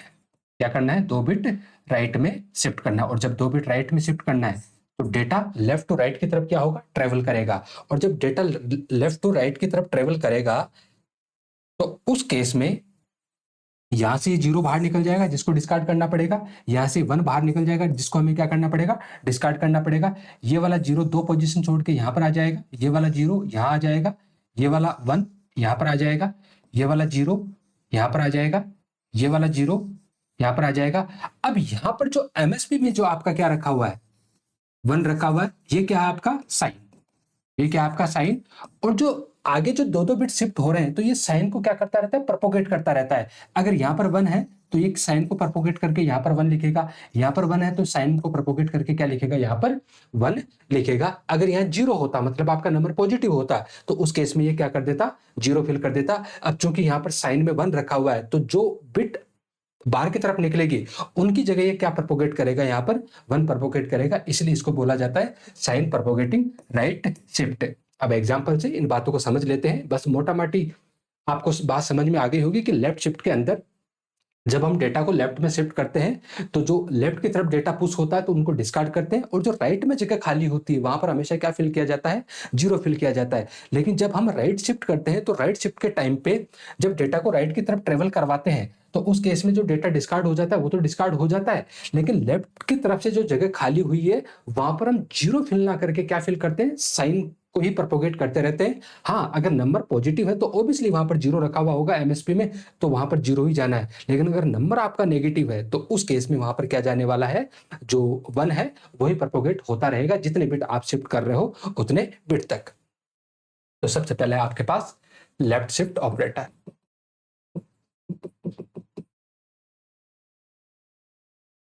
क्या करता है, ये बिट को लेफ्ट में शिफ्ट करेगा। क्या सिंटैक्स होता है लेफ्ट में शिफ्ट करने का, सबसे पहले आपका जो भी ऑपरेंड है वो ऑपरेंड, और उसके बाद लेफ्ट शिफ्ट, और उसके बाद एन। इसका सिंपल सा मतलब ये है कि आप इस ऑपरेंड की वैल्यू को इतने बिट आप लेफ्ट में क्या करना चाह रहे हो, शिफ्ट करना चाह रहे हो। और दूसरा होता है आपका राइट शिफ्ट ऑपरेटर, और राइट शिफ्ट ऑपरेटर में जो सिंटैक्स होता है वो बस सिर्फ आपका सिंबल बदल जाएगा। आपका ऑपरेंड है और उस ऑपरेंड को आप राइट में शिफ्ट करना चाह रहे हो, कितने बिट, एन बिट आप राइट में शिफ्ट करना चाह रहे हो। ठीक है, मैं सीधा एग्जांपल ले लेता हूं यहां से। मैन फंक्शन लिया, मान के चलो यहां से एक वेरिएबल लिया हमने ए, और ए में वैल्यू ली हमने लेट से 8, और फिर यहां से printf %d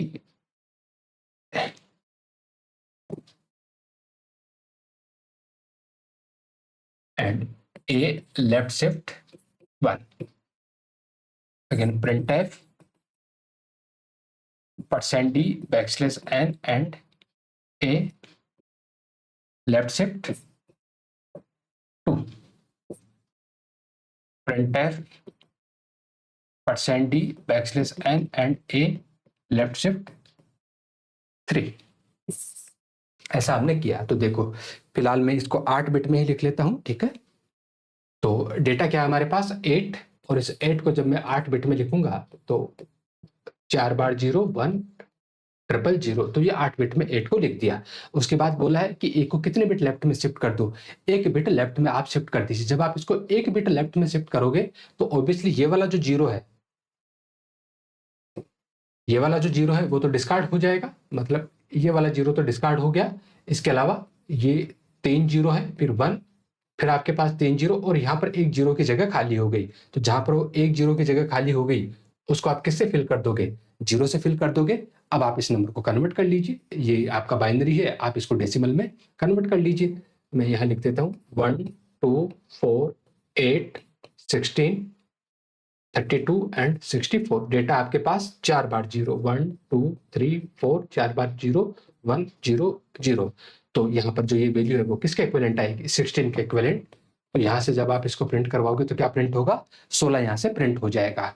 उसके बाद आपने एक ही वैल्यू को 2 बिट शिफ्ट किया है। जब आपने एक ही वैल्यू को यहाँ से 2 बिट शिफ्ट किया है तो इसका मतलब है कि ये जो दोनों जीरो है, ये 2 जीरो तो क्या हो जाएंगे, डिस्कार्ड हो जाएंगे। उसके बाद डेटा आ जाएगा आपके पास 0 0 1 ट्रिपल 0 और यहाँ से 2 बिट की जगह खाली हो जाएगी। जो 2 बिट की जगह खाली हो गई उसको आप किससे फिल करोगे, 0 से फिल करोगे। और ये जो नंबर आया है, ठीक है, ये बाइनरी में आप इसको डेसिमल में कन्वर्ट कर लीजिए। तो पहले 5 बार 0 है आपके पास, 3 और 2 5 बार 0 है, तो 1 2 3 4 5 बार 0, फिर आपका 1 है इस तरीके से। तो ये किसके बराबर है आपका, 32 के बराबर है। ये नंबर किसके बराबर है आपका, 32 के बराबर है। उसके बाद आपने कितने बिट शिफ्ट किया है, इस बार 3 बिट शिफ्ट किया है। जब आपने इस बार 3 बिट शिफ्ट किया है तो इसका मतलब है कि ये वाले शुरू के जो 3 बिट है वो तो डिस्कार्ड हो जाएंगे, ये 3 बिट तो डिस्कार्ड हो गए। उसके बाद आपका डेटा रखा हुआ है 0 1 ट्रिपल 0 और यहाँ से 3 बिट की जगह क्या हो गई आपके पास, खाली हो गई। और जो 3 बिट की जगह खाली हो गई उसमें क्या फिल किया जाएगा, आपका 0 फिल किया जाएगा। तो ये 0 आपने फिल कर दिया। अब देखो आपका नंबर क्या हो गया, 6 बार आपके पास 0 है, 1 2 3 4 5 6 बार आपके पास 0 है। उसके बाद 1 है, फिर 0 है। इस तरीके से आपके पास डेटा है। तो बताओ ये किसके बराबर हो जाएगा, ये 64 के बराबर हो जाएगा। किसके बराबर हो जाएगा, 64 के बराबर हो जाएगा। जब इतना कर लिया तो पैटर्न अब आपको समझ में आ गया होगा कि भैया नंबर था 8। एक बार जब हमने इसको लेफ्ट में शिफ्ट किया तो 2 से गुणा कर दिया हमने इसको, तो कितना हो गया 16। जब हमने इसको 2 बार शिफ्ट किया तो हमने 4 से गुणा कर दिया, तो 8 चौक 32। और जब हमने इसको 3 बार शिफ्ट किया तो हमने इसको किससे गुणा कर दिया है, 8 से गुणा कर दिया, मतलब 8 20 64। तो सिंपल सी बात है, ये फॉर्मूला इसका, ठीक है। हमें इतना उलझना नहीं होता है, ठीक है, कि आपका जो भी ऑपरेंड है, अगर आप इस ऑपरेंड को n बिट लेफ्ट में शिफ्ट करना चाह रहे हो तो इसका मतलब है कि जो भी आपका ऑपरेंड है उस ऑपरेंड को आप गुणा कर दीजिए किससे, 2 की पावर n से। किससे गुणा कर दीजिए आप इसको, 2 की पावर n से गुणा कर दीजिए। और ऑब्वियसली यहाँ पर n का मतलब क्या है, number of shifted bit position, number of shifted bit position, ठीक है। तो उम्मीद है बात आपको समझ में आई होगी, ठीक है। अब देखो, अब अगर अब नंबर आपका नेगेटिव होता तो क्या होता, ठीक है। जब नंबर आपका नेगेटिव होता, ठीक है, तो चूंकि यहां से ये लेफ्ट की तरफ क्या कर रहा है, पुश कर रहा है। जब लेफ्ट की तरफ पुश कर रहा है, ठीक है, तो यहां पर बिल्कुल अनसर्टेनिटी होती है कि आपका नंबर क्या रहने वाला है, ठीक है। अगर आपका नंबर नेगेटिव होता तो ऑब्वियसली यहां से आपका जो साइन होगा वो 1 होगा, लेकिन उसके आगे जो आपका नंबर है वो 0 भी हो सकता है, उसके आगे 1 भी हो सकता है। तो जिस तरीके से आप शिफ्टिंग करते जाते हैं उसके अकॉर्डिंग आपको क्या करना पड़ेगा, इस तरीके से कैलकुलेशन करके वहां पर उसको देखना पड़ेगा। लेकिन जब नंबर आपका पॉजिटिव है तो उस केस में सिंपल सा है, जो भी आपका ऑपरेंड है उसको आप गुणा कर दीजिए किससे, 2 की पावर n से। और n का मतलब होता है number of shifted bit position. अब हम इसको राइट शिफ्ट के लिए भी देख लेते हैं।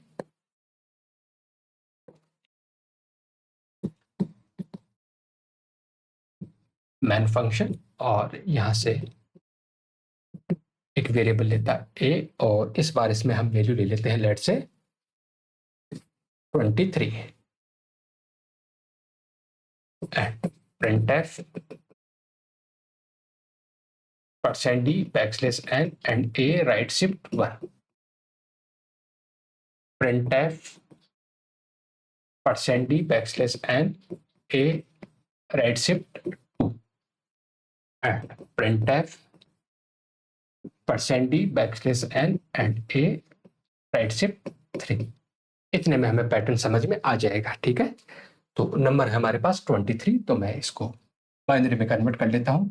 1 2 4 8 16 32 64 128 और यूं सिलसिला चलेगा। 23 है तो 23 के लिए हमें 16 और 8 तो कितने हो जाते हैं, 24 हो जाते हैं। तो ये 16, ये 4 20, तो 22 और एक 23। तो इस तरीके से ये बाइनरी हो जाएगा। 8 बिट में लिख लेते हैं। तो ए की वैल्यू हमारे पास 23 है, 8 बिट में हम इसको लिखते हैं। तो 1 0 1 1 1 0 1 1 5 और ये 3 कितने हो गए हमारे पास, 8 बिट में हमने इसको लिख लिया है। उसके बाद बोला है कि इसको कितने बिट शिफ्ट करना है, 1 बिट हमें राइट में शिफ्ट करना है। ए की जो भी वैल्यू है उसको हमें एक बिट क्या करना है, राइट में शिफ्ट करना है। जब हम इसको एक बिट राइट में शिफ्ट करेंगे तो इसका मतलब है कि डेटा इस डायरेक्शन में मूव होगा, और जब डेटा इस डायरेक्शन में मूव होगा तो ये वाला जो 1 है वो तो क्या कर दिया जाएगा, डिस्कार्ड कर दिया जाएगा, और यहां से ये एक शिफ्ट होके आ जाएंगे 1 1 0 1 0 0 0 और यहाँ पर 0, क्योंकि आपका साइन बिट क्या था 0, तो इसने क्या प्रोपोगेट किया है, 0 को ही प्रोपोगेट किया है। तो ये नंबर आपका यहाँ से नया नंबर बन जाएगा जो क्या है 1011 1011, और ये किसके बराबर है, 11 के बराबर है। तो यहाँ से जो आउटपुट आपको देखने को मिला है वो कितना देखने को मिला है, 11 देखने को मिला है। अब यहाँ से आपने इस बार एक को 2 बिट आपने राइट में शिफ्ट किया है। जब 2 बिट आपने राइट में शिफ्ट किया है तो यहाँ से 2 1 तो क्या हो जाएंगे, डिस्कार्ड हो जाएंगे। यहाँ से 2 1 डिस्कार्ड हो गए, और यहाँ से साइन बिट ऑब्वियसली 0 है तो प्रोपोगेट भी क्या होगा, यहाँ पर 0 ही प्रोपोगेट होगा। तो 2 बिट आपके डिस्कार्ड हो गए, तो 1 0 1 0 0, और ये 2 बिट आपके प्रोपोगेट होके आ गए। तो ये कितना हो जाएगा, 101 किसके बराबर होता है, 5 के बराबर। तो 101 किसके बराबर, 5 के बराबर। तो यहाँ से आउटपुट आपको क्या मिला, 5 मिला है। फिर इस बार आप 3 बिट शिफ्ट कर रहे हो। जब आप 3 बिट शिफ्ट कर रहे हो, ठीक है, तो ऑब्वियसली ये जो तीनों है 1 है वो डिस्कार्ड हो जाएंगे। यहाँ से ये तीनों 1 यहाँ से डिस्कार्ड हो जाएंगे। यहाँ से आपके 3 0 ऐड हो जाएंगे। उसके बाद आपका 0 0 0 1 और 0, ये डेटा आपके पास आ जाएगा। और 1 0 किसके बराबर होता है, 2 के बराबर। 1 0 किसके बराबर हो जाएगा, 2 के बराबर। तो यहाँ से आउटपुट आपको क्या देखने को मिला, 2 देखने को मिला। डेटा क्या था आपके पास, 23, शुरू में 23 था, ठीक है। जब आपने एक बार राइट में शिफ्ट किया, इसका मतलब है कि आपने इसको 2 से डिवाइड किया है, और डिवीजन कैसा आपका इंटीजर डिवीजन है। और 23 में जब 2 का भाग देंगे तो वो कितना आएगा, 11 आएगा। फिर से आपने क्या किया, इसको 2 शिफ्ट किया, तो अगेन आपने 2 से तो 5, फिर से आपने इसको 2 से डिवाइड किया तो कितना आ गया, 2। अब आप यूं भी कह सकते हो कि सबसे पहले एक बिट शिफ्ट किया मतलब 2 से डिवाइड किया। जब आप 2 बार शिफ्ट करोगे इसका मतलब है 4 से आप डिवाइड करोगे, और जब आप 4 से डिवाइड करोगे तो ऑब्वियसली क्या मिलेगा, 5। और जब आप 3 बिट शिफ्ट करोगे तो आप इसको किससे डिवाइड करोगे, 8 से डिवाइड करोगे, और जब 8 से डिवाइड करोगे तो क्या मिलेगा आपको, 2 मिलेगा। और डिवीजन जो होगा वो कैसा होगा, आपका इंटीजर डिवीजन होगा, पॉइंटों में वैल्यू नहीं आएगी। तो फिर आप फाइनली कह सकते हो कि जो भी आपका ऑपरेंड है, अगर उस ऑपरेंड को आप राइट में शिफ्ट करते हो n बिट, तो इसका मतलब है कि जो भी आपका ऑपरेंड है उस ऑपरेंड को आप डिवाइड कर दीजिए किससे, 2 की पावर n से। किससे डिवाइड कर दीजिए आप, 2 की पावर n से डिवाइड कर दीजिए। और 2 की पावर n से डिवाइड करने का मतलब है कि n यहाँ पर number of shifted bit position. हाँ, एक चीज आप ध्यान रख लेना, integer sorry division must be integer. ठीक है, कौन सा डिवीजन परफॉर्म करना है आपको, इंटीजर डिवीजन परफॉर्म करना है, पॉइंट वाली वैल्यू आपको नहीं रखनी है। तो जैसे आप यहां पर देख लीजिए कि पहली बार आपने एक बिट शिफ्ट किया, इसका मतलब है कि 23 को आप किससे डिवाइड कर दीजिए, 2 की पावर 1 मतलब 2 से डिवाइड कर दीजिए। फिर 2 बिट मतलब 4 से डिवाइड कर दीजिए, और फिर 3 बिट मतलब 2 की पावर 3, आपने इसको 8 से क्या कर दिया है, डिवाइड कर दिया है। ठीक है, मैं नेगेटिव नंबर भी ले लेता हूं, ठीक है, क्योंकि यहाँ पर साइन प्रोपोगेटिंग चलता है। ठीक है, कभी सवाल आ ही जाए तो पता होना चाहिए आपको किस तरीके से सोल्व करेंगे।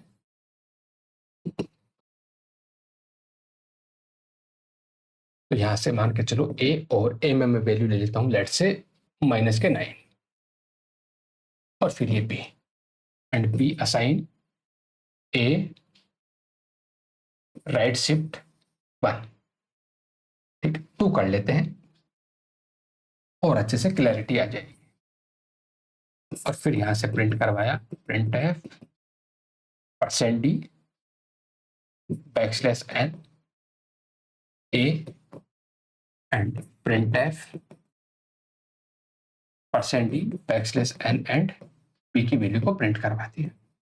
देखो, वो मैं 8 बिट में लिखूंगा डेटा को।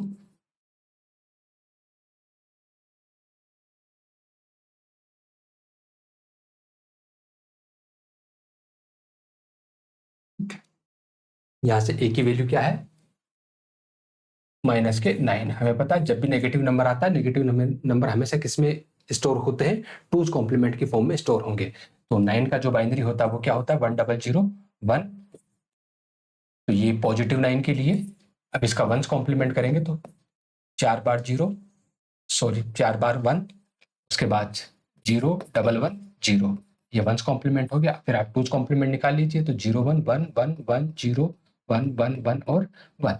एक बार देख लेना सही किया है कि नहीं। 1001 0110, यस बिल्कुल ठीक है। तो ये जो नंबर है वो किसके इक्विवेलेंट है -9 के इक्विवेलेंट है। तो इसको आप स्टोर करवा दीजिए। -9 के इक्विवेलेंट है तो 4 बार 1,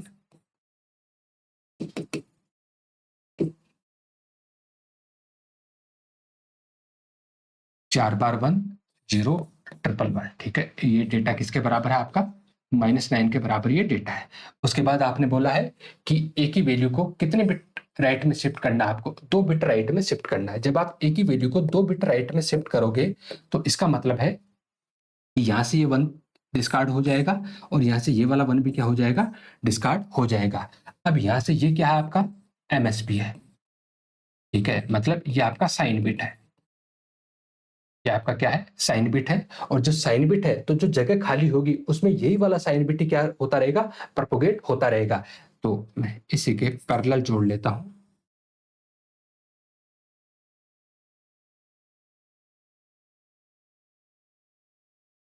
ठीक है, देखो ये दोनों 1 तो जब आप राइट में 2 बिट शिफ्ट करोगे, ठीक है, तो ये डिस्कार्ड कर दिए जाएंगे। ये वाला जो 1 है वो यहां पर आ जाएगा, फिर ये 0 आ जाएगा, ये 1 आ जाएगा, ये वाला 1 यहाँ आ जाएगा, ये वाला 1 यहाँ आ जाएगा, ठीक है। अब यहाँ जगह खाली हुई, वहां पर यही साइन प्रोपोगेट होता रहेगा 1 1 और 1, ये वाली वैल्यू यहाँ पर आ जाएगी। तो मतलब जब आपने इसको 2 बिट राइट में शिफ्ट किया तो 2 बिट राइट में शिफ्ट करने के बाद ये डेटा आपके पास में है। अब इस डेटा को आपने क्या करवाया प्रिंट करवाया है। जब आपने इस डेटा को प्रिंट करवाया है तो यहाँ पर एमएसपी क्या है 1, और जैसे एमएसपी 1 है इसका मतलब नंबर कैसा है आपका नेगेटिव है। और जब नंबर नेगेटिव है तो कंपाइलर की नजर में ये डेटा किस फॉर्म में स्टोर हो रखा है टूज कॉम्प्लीमेंट के फॉर्म में स्टोर हो रखा है। और इसको प्रिंट करवाने के लिए वो वापस से क्या करेगा रिवर्स प्रोसीजर अप्लाई करेगा। तो इस 1 का मतलब तो आप ये समझ लीजिए कि क्या है माइनस साइन नेगेटिव नंबर है।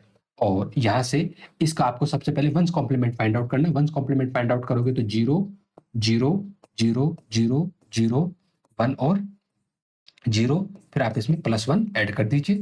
+1 ऐड करोगे तो 0 1 1 1 0 0 0 0 0 एंड 1, और 0 1 1 किसके बराबर होता है 3 के बराबर होता है। और नंबर आपका कैसा है नेगेटिव, तो यहाँ से किसके बराबर आया है -3 के बराबर आ गया।